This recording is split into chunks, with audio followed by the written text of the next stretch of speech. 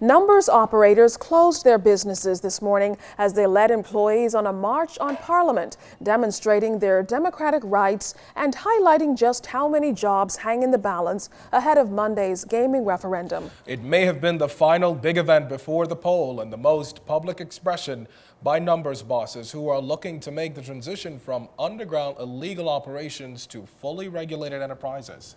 Our Charisma Robinson and Janaea Noel Ferguson were downtown as the 100-strong group made the big statement. Cashiers, security workers, managers, and all of the other people who make up the numbers industry here in New Providence marched on to Bay to put a face to the 3,000 figure that many claim the numbers industry currently employs. Businessman Craig Flowers of the FML group of companies, Sebas Bastian of Island Look, Devon Jones of Woodfall, and Pete DeVoe of Island Game walked in a united effort for what they called the fight of their lives. These are real workers, these are not supporters. And this is going to hit home. You never know the importance of a job until you don't have one. We have jobs. We work just as hard as you do. Our rent is paid. Our lights are on. Who is going to employ us? That's a question Prime Minister Perry Christie and his government will have to answer if Bahamians vote no. What does the government do with that reality? One thing I do know, on the 29th of January, on the 30th, the government of the Bahamas will have to be rolling up its sleeves, either working to implement and regularize what exists, or then designing, I think, strategies to be able to see how we are able to eliminate it or minimize it. Now, members of the Vote No campaign could not be seen today, but Craig Flowers believes that their fight is just as important to this country's democracy. We are not going to entertain for 1 minute because someone votes no that they seem to be distanced or alienated from us. That's not what we are about. We're about, at the end of the day, after the 28th, unite ourselves, collectively get together, whether it be yes or no. Get our country back together and proceed down the guided line as to which the government foresees to go. Now, we also spoke to Reverend Philip McPhee, also of the Vote Yes campaign, who maintains that the church should not be involved in this process as it is a democratic decision. I think that the Christian church, which is a sensible grouping of people, are aware of the importance of this and are not prepared to show any sign that the church is at war with this, because if these people are unemployed, it affects our churches.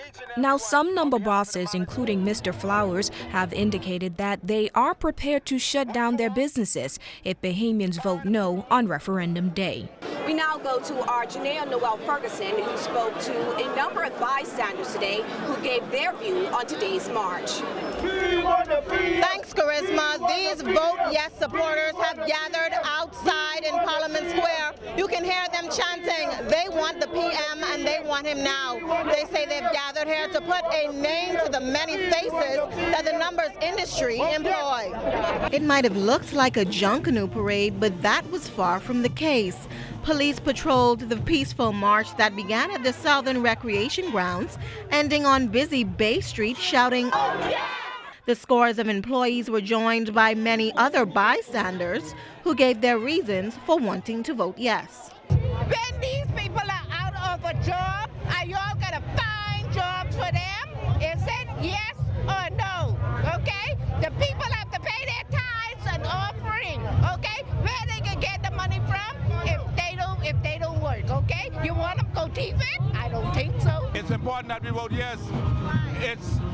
It's a boost to the economy, employment, etc. And that means I'll have a job. And 10,000 other people and more, as you can see, have a job.